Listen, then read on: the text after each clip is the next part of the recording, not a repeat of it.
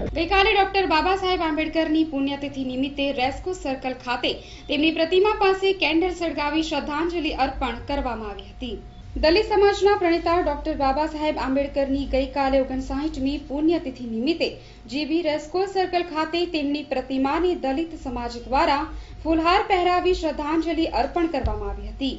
જ્યારે માનવ સેવા સમાજ દ્વારા ગઈકાલે સાંજે ડોક્ટર બાબા સાહેબ આંબેડકરની પ્રતિમા પાસે કેન્ડલ સળગાવી બાબા સાહેબને શ્રદ્ધાંજલિ અર્પણ કરાઈ હતી।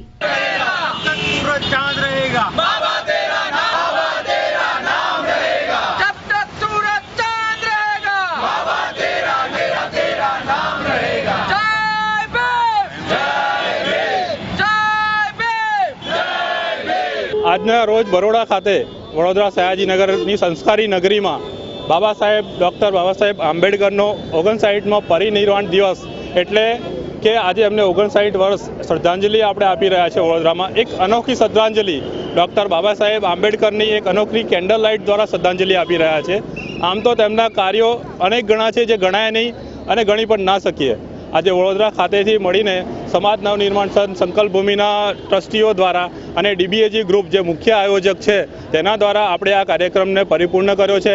સાથે સાથે જણાવવાનું કે ડૉક્ટર બાબા સાહેબ આંબેડકરો ફક્ત દલિતોના જ નેતા નહોતા, તે દરેક રીતે સમાજમાં નવનિર્માણ કઈ રીતના થાય, સમાજમાં લોકો આગળ કેવી રીતના વધે, બરાબર છે। નારીઓને શિક્ષણ આપવાનું કામ જે શિક્ષણ નહોતું મળતું પહેલાં તેની પણ શરૂઆત ડૉક્ટર બાબા સાહેબે બંધારણમાં લખીને શરૂઆત કરી છે।